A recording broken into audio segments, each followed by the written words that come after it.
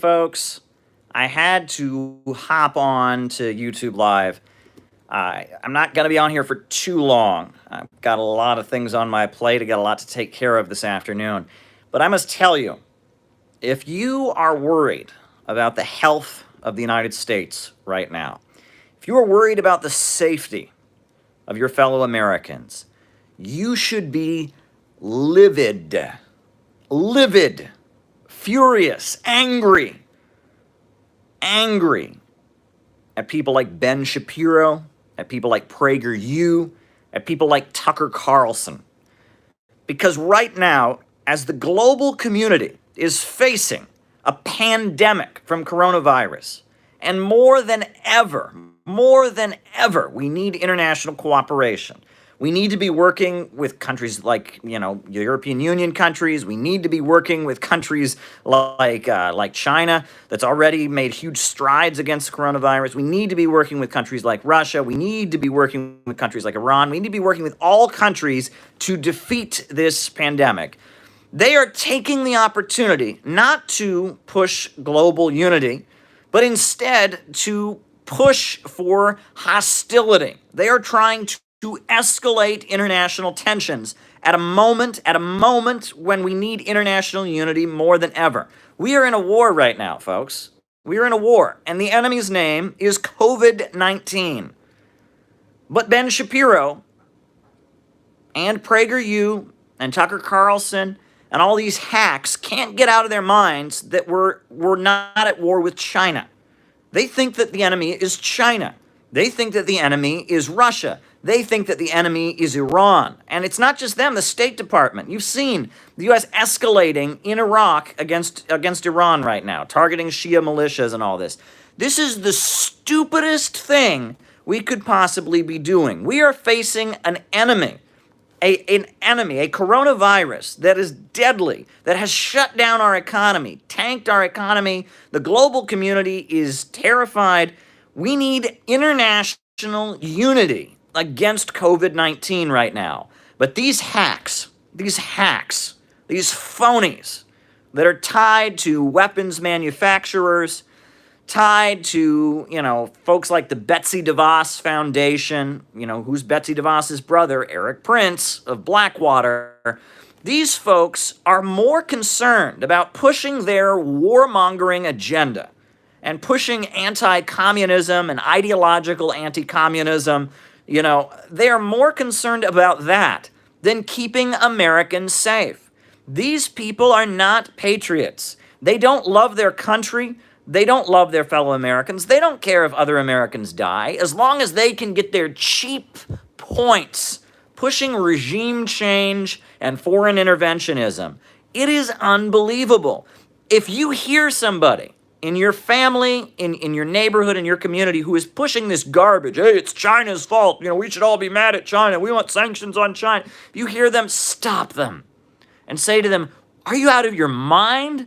Are you out of your mind? We should be working with China right now.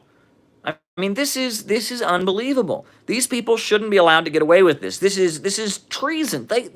Americans could die because of what these people are saying. And because, Mike Pompeo is escalating with Iran right now, a country that's been very, very badly hit with coronavirus, was already weakened by decades of sanctions, and Iran is dealing with coronavirus on their own and suffering, and then we escalate with them. I mean, this is unbelievable. This is unbelievable. I mean, if you see what happened on the stock market this morning, the fact that anybody could be talking about a new war right now, could be talking about escalating tensions with China right now, this is unbelievable. Unbelievable. And you have a responsibility. You personally have a responsibility to stand up to these people. If you hear this in your workplace, if you're still going to work, I don't know if you're at home on a shelter order or whatnot, but if you hear this in your workplace, you hear this from your family members, you have to tell them to shut up, to stop this. This kind of rhetoric, this divisive rhetoric that's pushing rivalry and tension and trying to divide the international unity needed to stop this virus, that needs to be nipped in the bud immediately. I mean, this is criminal. This is criminal what PragerU is doing right now. This is criminal, in my opinion. I mean, this could result in death, right? The anti-China racism being pushed right now. I mean, unbelievable, unbelievable. These people have got to be stopped. They're exposing themselves. The fact that they cannot put their love for war, their hate, their warmongering, their love for war profits on hold in a moment like this, where major cities are locked down, schools are closed all throughout the United States. Donald Trump just invoked the Defense Production Act. This is an all-out war against COVID-19, and these people aren't satisfied. They want a war with China.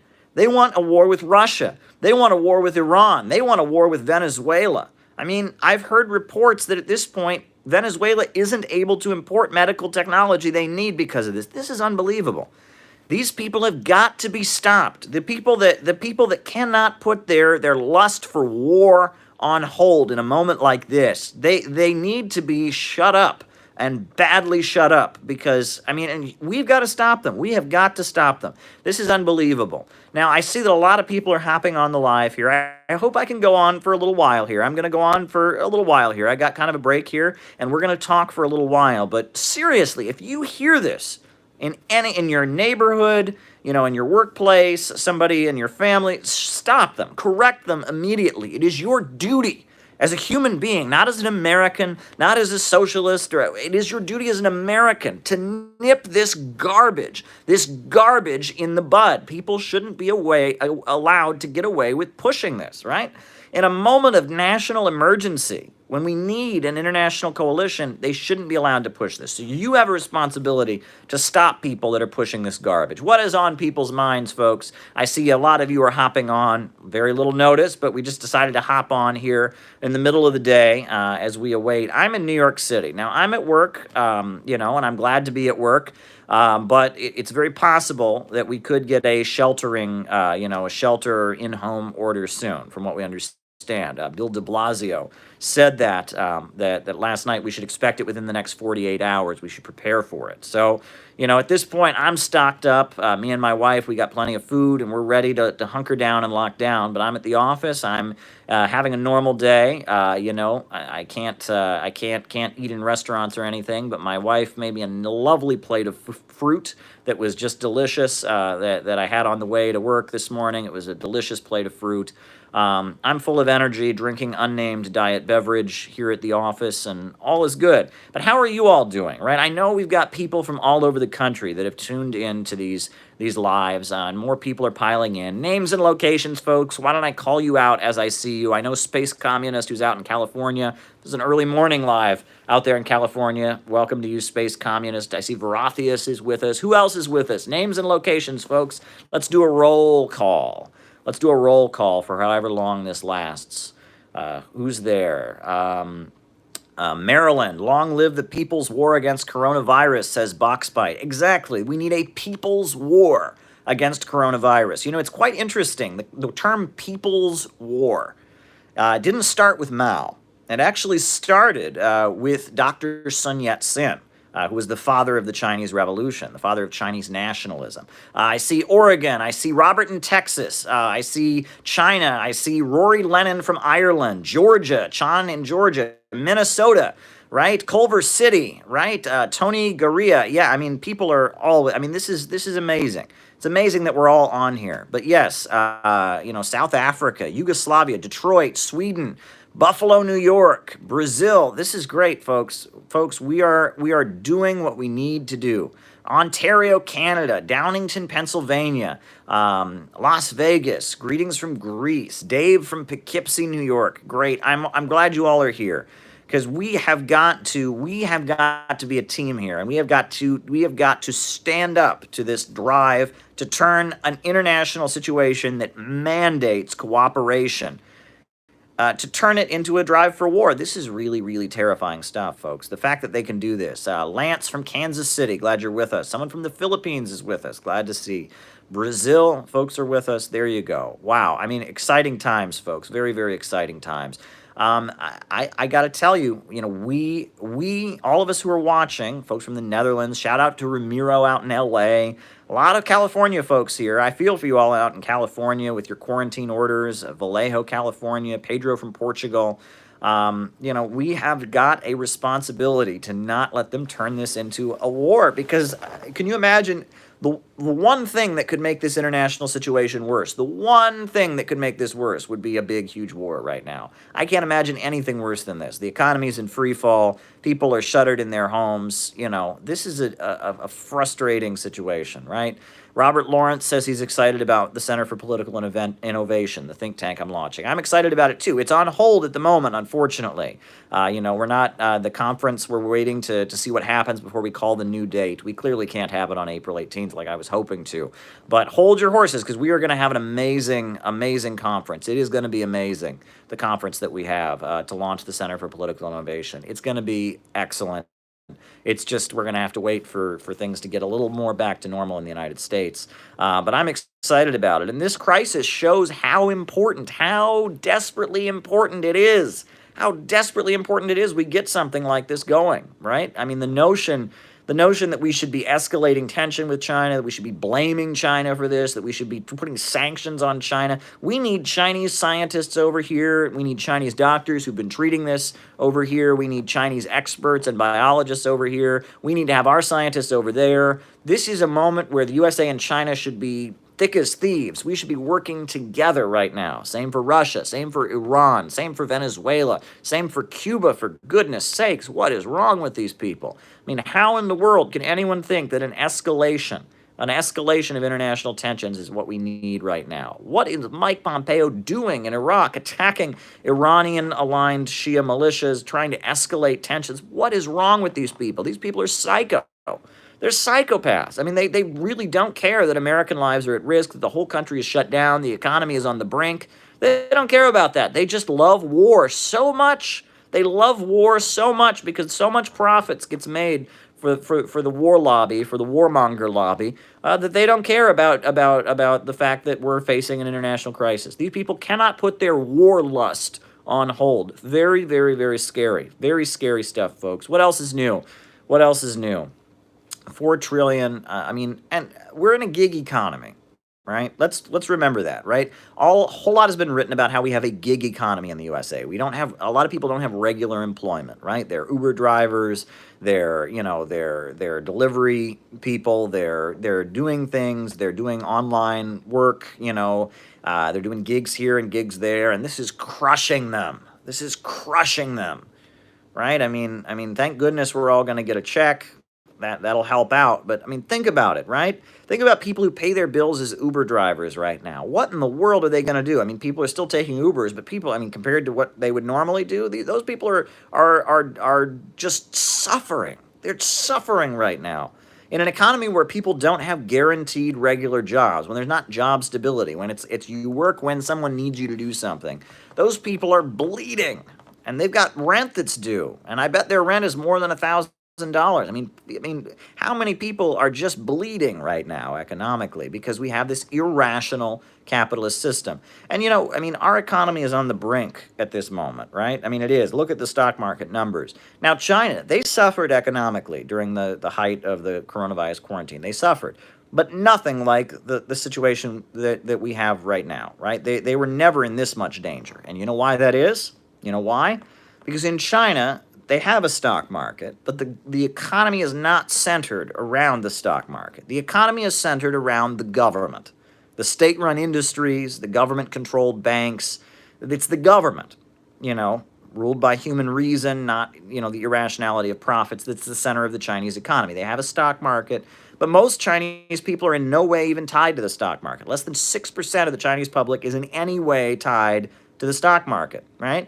The Chinese economy is centered around the state. It's a socialist economy. Lots of market mechanisms, lots of capitalists making a lot of money, but at the end of the day, the center of the economy is the state, and the state is controlled. The state isn't just a middleman for the profits of corporations. The state is led by the 90 million members of the Chinese Communist Party, and they run the economy, right? The economy is directed by the Chinese state with 5-year economic plans, and that's why they were able to handle a big economic, slowdown and all of that from coronavirus I mean, they had problems, no doubt. I mean, a lot of some corporations went down and stuff, but compared to what we're facing right now in the USA, nothing like it, because they didn't let the irrationality of the market have control. The means of production in China, both public and private, are controlled by the state, right? Society controls the means of production. China is a socialist country. Socialism isn't everyone getting paid the same wage. Socialism isn't, getting rid of income inequality. Socialism isn't everything being fair. Socialism isn't Shangri-La heaven on earth. Socialism is when the banks, factories, and industries are forced to work in the interests of society, not allowed to just do whatever is profitable. It's when the means of production function for the benefit of public good, not merely for the benefit of profits. When society controls the means of production, that is socialism, right? That's what socialism has always been. From the time of Marx to the time of Eugene Debs to the time of William Z. Foster to the Black Panthers to you go to the 20th century, we talk about African socialism, you talk about Ba'athist Arab socialism, you talk about Bolivarian socialism. That's what socialism is when the economy is forced to serve the people. When the economy is forced to serve the people, that's what socialism is. And China is a socialist society. And because of that, its economy is much more able to handle big, dramatic things like coronavirus. Shout out to folks in Detroit who are joining us. Folks, this situation points to the fact that we need socialism here in the United States. We need our own brand of socialism. We need a rationally organized economy. They are desperately trying to have the government step in and manage an economy. The magical market is not going to solve this situation with coronavirus, right? The magical market is not going to solve this, right? And the government's trying to step in and manage. There's a fight in the bourgeoisie now. It looks like Biden represents a wing of the bourgeoisie that feel like the Trump folks have mismanaged things and they can do a more responsible job. But regardless, profits cannot remain in command. That's what we're learning from this whole coronavirus situation. Now, there's a lot of weird stuff going on. I mean, there's been a huge escalation of Facebook censorship lately. Facebook, YouTube, Twitter censorship. People are saying that the censorship we're seeing on social media is like through the roof. People have never seen anything like this, right? I'm having people tell me about all kinds of posts being taken down, and we know about that. There was that article from the Center for Global Research, the center of the USA getting so mad at China, and we know all about that situation. I'm following that closely. Wave of social media censorship, economic fallout, questions about whether we're going to be sheltered here in New York or not. A lot of questions, folks. What else is on people's minds? I love super chats. If you don't have a super chat, that's cool. We just, I'll keep responding to what's going on here. I can go for a little while longer. I don't know how much longer, but I can keep chatting. I just want to have a little chat here in the middle of the day, catch up with all of you. I'll let you know that I'm back at full speed and ready to talk to you about life and keep things going. What's on people's minds? What is new, folks?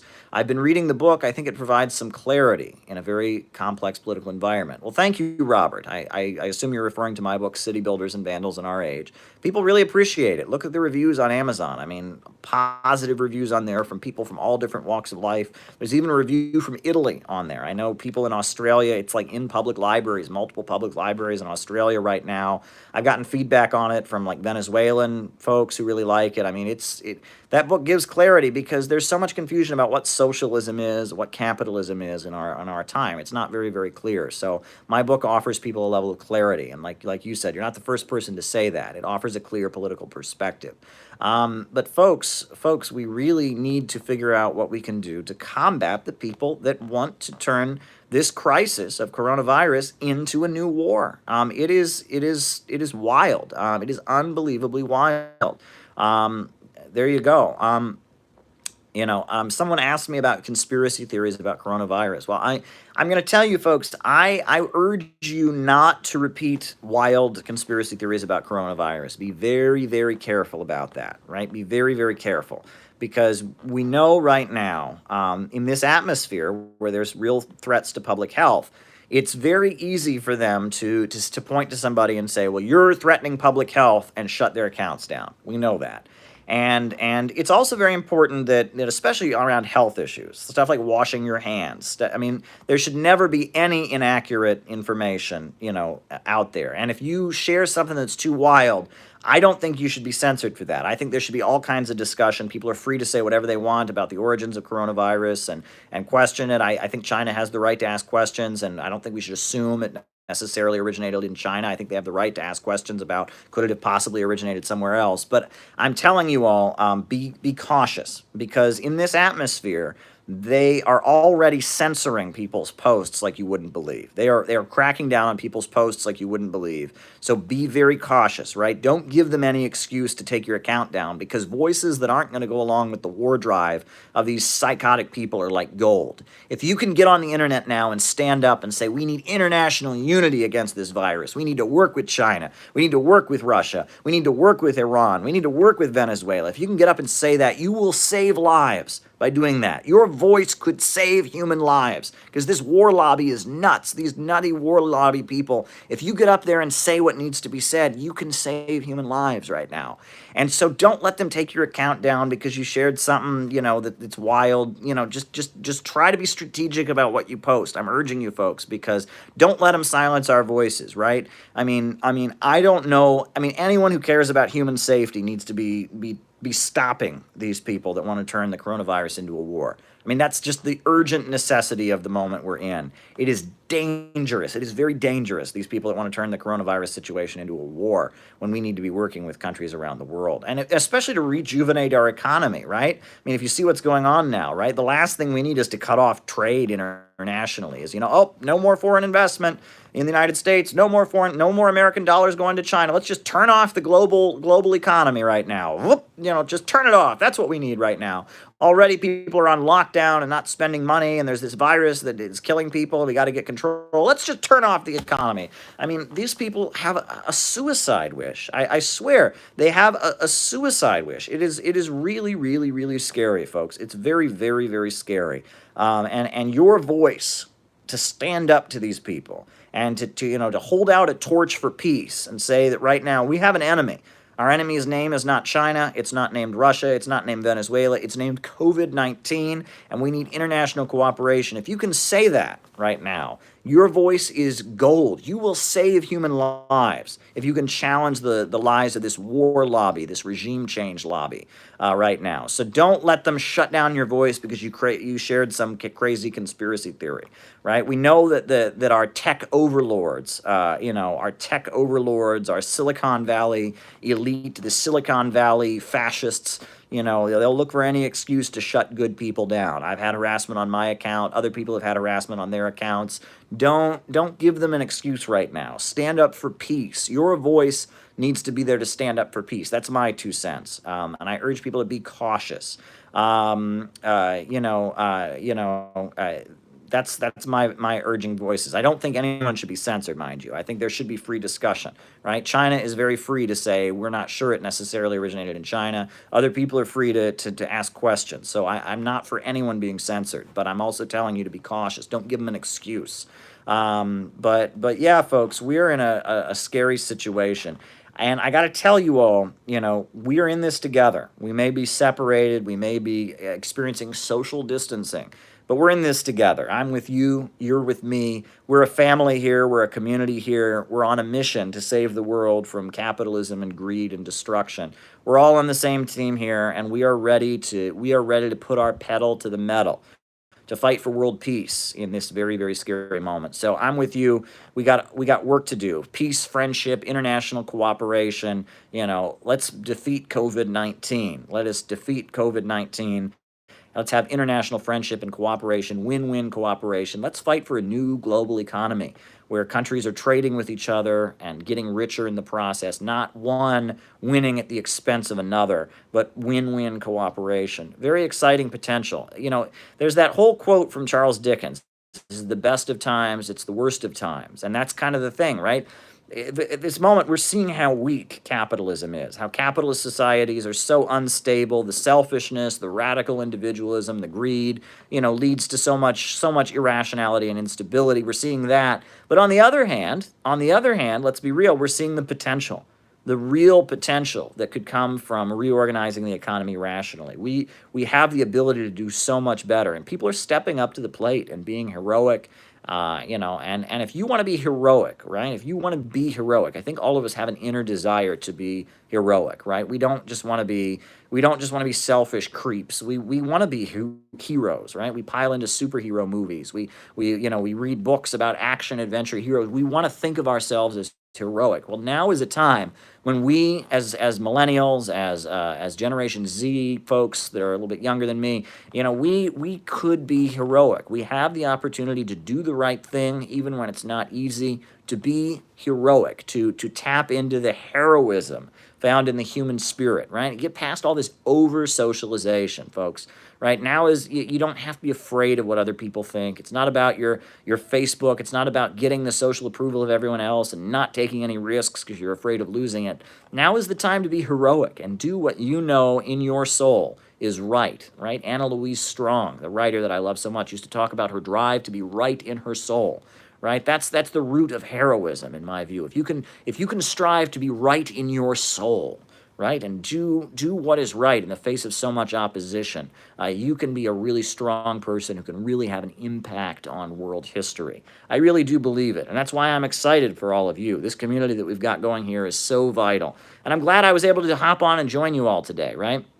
But let's do our part. Let's do our part. Let's stay strong. Hopefully, I'll be checking in with you once again soon. I'm glad to hop in here. People are asking me all kinds of questions about Isabel dos Santos and all kinds of stuff. I'm focused on COVID-19 right now, but we can talk about all kinds of stuff. I'm hoping I can do a live, later in the week. We'll just sit down. We can talk about movies and books and Marxist history and all kinds of stuff. And I love doing that kind of thing, right? I mean, it's great, I mean, there's so much fun that we could have right now. And trust me, if we end up being sheltered, I'll take the opportunity to write more of book 2, right? People continue to ask me about the mysterious book 2, right? The mysterious book 2 that I've been working on. I know people have questions about it. People are talking about city builders and vandals. Well, book 2 is going to blow your mind. There's going to be a lot of new concepts on there. I've been doing a lot of key research, investigating a lot of things. So keep the back of your mind interested in book 2. Book 2 might be coming out sooner than you thought. If I'm not, organizing a conference, if I'm not, if CPI and the Center for Political Innovation is on hold, and I've got all this time, book 2 may come a lot sooner than I expected. So keep your fingers crossed, keep your spirits high. We're all standing strong. This is a challenge facing human civilization. COVID-19 is a challenge facing human civilization, but we have got to face this challenge as a united global community. That's what we've got to do. We cannot face this as isolated, alienated, atomized individuals, right? We are a human family. We are a human family, and that's the only way we can defeat, COVID-19. Right now, more than ever, we need a government of action that will fight for working families. We need a government of action that will fight for working families. More than ever, we need that, right, folks? Folks. It's been rough, but we are in this together. There's hope. Shout out to Joe the Red, who's joining us. I mean, folks, there is the potential for good things to come out of this disaster, right? Times of great disaster can also be times of great opportunity, and let's hope that we can work together as a human species and get to defeat COVID-19 and not turn this into a new war, right? These are wild times, folks. A new upsurge in the struggle against U.S. imperialism is now emerging throughout the world.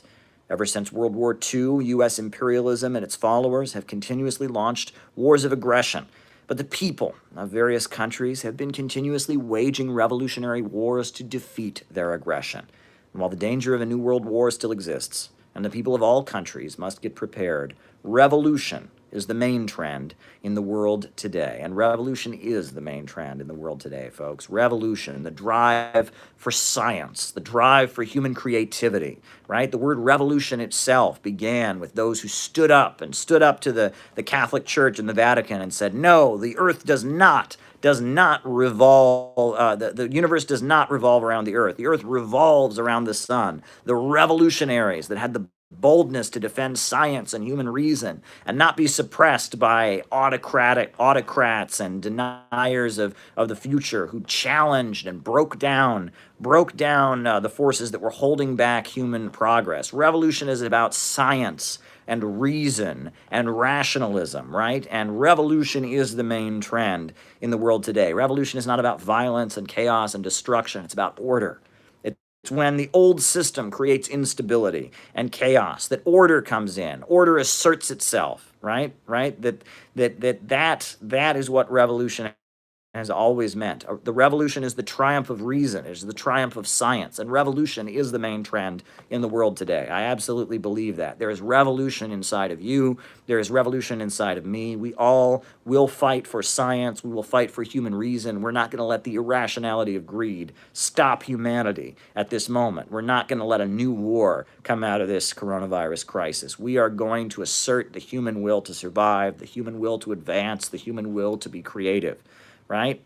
Do you know what the fist stands for? The fist, right? That's the communist salute. It goes back to 1871, the Paris Commune. The fist salute. Well, where it came from is that after the crushing of the Paris Commune, they started executing a lot of the communards, and they were lining them up. And before they would shoot them, they would hold their fists up like this, and they would shoot them. And then, they dump their bodies in a grave or whatever. And then the executioners would look on in horror as the fist came up out of the ground, right? Rigorous mortem, right? That's what the fist stands for, right? It stands for the immortality of the human spirit, the revolutionary immortality of human beings. Their refusal, even in death, they continue to rise. That's what the fist stands for, right? That is where the fist as the communist salute originated. And that's why since 1871, communists salute themselves that way, right? It's beautiful. It's a beautiful tradition that communists have always had. It stands for the relentless drive of human beings to continue advancing in the face of opposition. Someone asked me to say the name of my book again. My book is City Builders and Vandals in Our Age. We are city builders, right? We're carrying on the tradition of Socrates. We're carrying on the tradition of Julius Caesar. We are carrying on the tradition of so many amazing revolutionaries who have come before us in the past. And we are fighting for a new world where human reason and rationality gets rid of the greed and plunder and irrationality of prophets, right? Prophets don't have the right to rule the world. Human reason has the right to rule the world.